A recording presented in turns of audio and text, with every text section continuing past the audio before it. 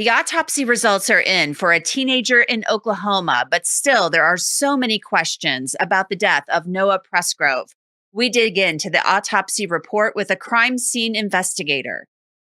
Thanks for joining me for Crime Fix. I'm Angenette Levy. Noah Presgrove was 19 when a truck driver found him on a highway in Terral, Oklahoma, just before 6 a.m. on September 4th of last year. Noah was naked and only wearing unmatching shoes. A pair of shorts believed to be Noah's were found nearby but undamaged. Also found nearby, a metal white chain and part of a molar tooth. What wasn't found? There were no vehicle parts or debris at the scene. The autopsy report says that further investigation revealed that the decedent was at a house party and drinking on September 3rd of 2023. Then he rode an ATV Ranger vehicle with several men that had a rollover accident. The decedent was alive following the incident and returned to the party where he got into an argument with his girlfriend. What happened after that remains a mystery. The autopsy found that Noah had several blunt force injuries to his head and his neck. There were fractures to the skull and swelling to the brain. He had abrasions, which are big scrapes, on the left side of his face, including his neck, cheek, and ears, and broken lower and upper teeth. The pathologist wrote, there were abrasions on the right back of the head, behind the right ear, and subadjacent posterior right neck. There was bleeding coming out from the right and left ears. The upper and lower teeth were broken with few fragments found inside the mouth. There were white abrasions on the midline mucosa of the upper lip. Noah also had wide scrapes on his back containing black material and abrasions on his arms and his backside. There were lacerations on his lungs and fractures to his ribs. The pathologist ultimately found, in consideration of the circumstances surrounding the death, autopsy examination, and toxicology result, the death of Noah Alexander Nichols is due to multiple blunt force injuries.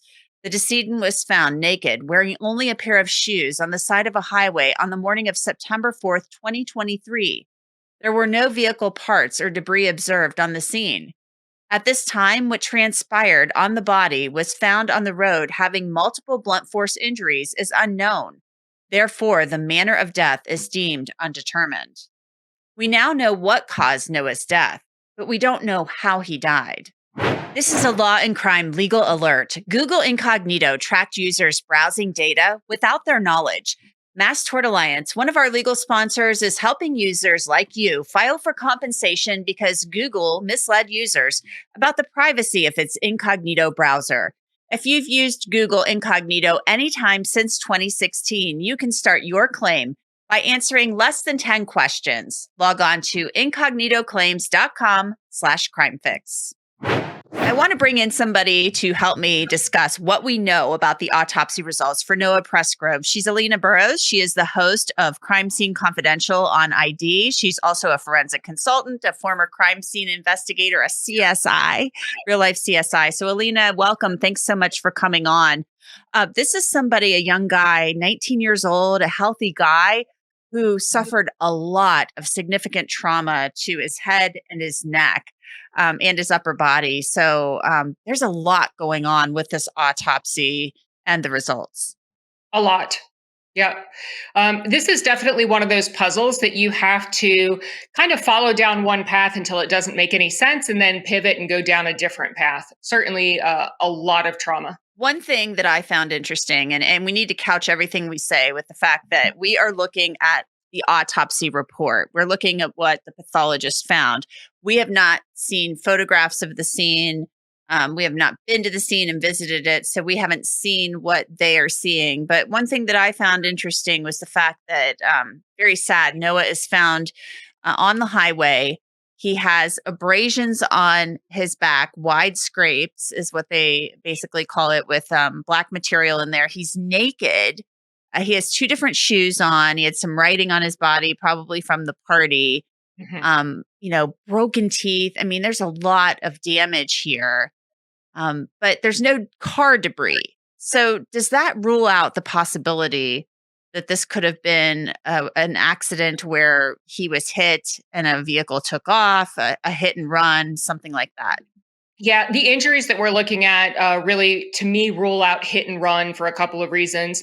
One, when we look at the evidence, we're looking at the fact that he is wearing the two mismatched shoes, which the first thing everybody's going to be questioning is why is he wearing two mismatched shoes? It looks like he had exchanged shoes with a friend at the party. As an investigator, the first thing that piques my interest, why the mismatched shoes? And if he's wearing mismatched shoes, there's another set of mismatched shoes somewhere. But through a little bit of research, it looked like this was a kind of a fun act with a friend. But one of those shoes is a slip-on style speed-laced shoe called a Hey Dude shoe, right? That would come off very easily. So that's our first clue. The second thing is that those shoes don't appear, according to the autopsy report, to have any damage on them. So that rules out dragging, right? We would expect to see some abrasions or some wear and tear on the shoe if that had occurred. So we would expect that he would have lost the shoe or we would see some damage on the shoe.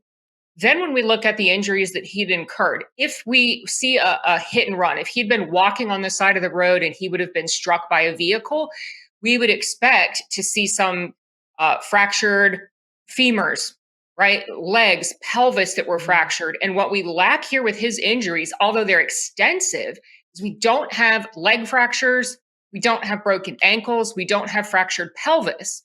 All of his injuries really appear to be torso, head, neck. They're all pretty much waist up. Now, we do see some abrasions. We see some minor injuries waist down, but really everything is concentrated from the waist up. And when we lack those, injuries or those, damages on the shoes, that takes this in a very interesting direction.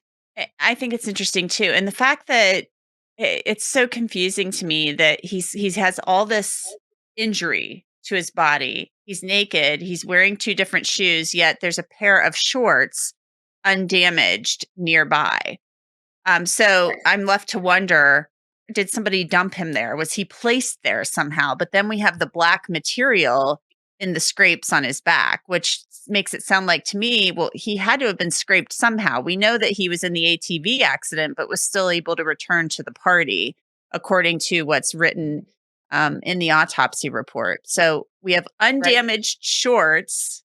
He's naked except for shoes, but he had been in this ATV incident, but was still able to go back to the party. So it's very confounding to me. Does it seem like somebody dumped him there?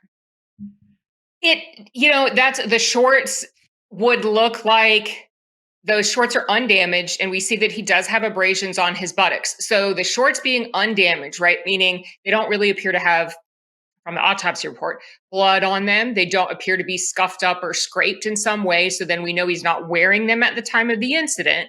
So is he walking and holding them, and then something happens to cause him to drop those shorts? Or is he dumped and then somebody throws those out along with him? Those are our two options that we're looking at. With these injuries, we would expect to see a significant amount of blood with the skull fractures that we're dealing with. So if this scene lacks blood, that is something that would lead law enforcement to consider whether or not this was what we call a dump site. But also we have to take into consideration the substrate and if that's something that the ground would saturate, if they were able to find an area, where that blood could potentially be. Now, the autopsy report does say that there's black material embedded in some of the injuries. That to me sounds more like he has been pressed or had some type of crushing injury that has embedded substrate asphalt type material. I'm sure they're going to collect that and want to test that. The other thing that's interesting to me is there is a piece of the autopsy report that seems to indicate some type of pattern injury at the rear shoulder. Linear and circular pinpoint types of injuries.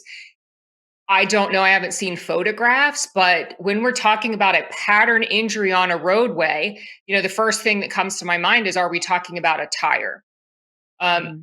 We seem to have a majority of injuries that are on the left-hand side of his body. We have a left lung that's collapsed. We also have rib fractures. when we're looking at beating type of trauma, which has to be a concern or consideration in this case, most ribs that are fractured from beating are lower rib cages, right? That's people that are punching in like gut type shots. His ribs that are fractured are very high. We're talking ribs that are normally protected by your shoulder blades, your clavicles. Those aren't shots that people take when they're punching or beating somebody. Those are corresponding ribs that are fractured on the right and the left, and they're about the width of a tire. Are we looking at somebody who is passed out on the roadway and a car rolls over the body, crushing those ribs, leaving that pattern type injury, embedding asphalt into the back as it rolls his body over? That was going to be my next question to you. My thinking was, is he in the road and he's run over by a vehicle? The vehicle maybe doesn't see him. It mentions how it was not a well lit road. And somehow he's in the road and he gets run over by a vehicle or hit by a vehicle that isn't aware that they're hitting somebody or something like that. I don't know that. That's speculation on my part. And again, we Sure. haven't seen these pictures. They say that his manner of death, and there are, 5 manners of death, just so the listeners and the viewers understand. We have natural, accidental, homicide, suicide, and undetermined. This is Correct. undetermined because they don't have enough information. They know what caused his death, all of this blunt force trauma to the head and the neck, but they don't know basically the how. Like, did somebody do this intentionally? Was it caused by another person? We don't have that information. So where does the investigation go from here? Because I can't imagine that it's over. There has to be something else. There has to be more going on. Well, keep in mind that when a body is found nude, they are automatically going to look towards, is sexual assault a possibility? I don't think that that's the case here, but the fact that he is found naked is going to be cause for concern. They're going to take penile swabs, anal swabs. They're automatically going to do fingernail scrapings and clippings just to see if there are any signs of struggle. So I'm sure that those are being sent to a lab just to see if there are any type of foreign DNA profiles. They're going to wait for those to come back. So no, an investigation is not over because it's undetermined. They're going to be conducting interviews. I would be hard pressed to think that there is somebody out there that does not have some information. Mhm. You do not hit something of that size. If that were the case, not seeing the scene or any photographs, but if there is a pattern injury on this child, somebody out there knows they hit something. Yeah, it's confounding, and I think we need more information too about how did he leave the party? Was it after the argument with the girlfriend, or was it sometime after that? Like, was he walking away from the party? How far away was the party? There's still a lot of questions that we don't have the answers to, but we'll look into it further. And we appreciate your time, Alina. It's a really sad case. Just poor kid It's passing away very like this. sad. It's awful. Yeah. Yeah, and I know the family just wants answers. Yeah, most definitely. And they deserve them. Thank you so much, Alina Burroughs, for coming on. Thank you for having me. And that's it for this episode of Crime Fix. I'm Angenette Levy. Thanks so much for being with me. I'll see you back here next time.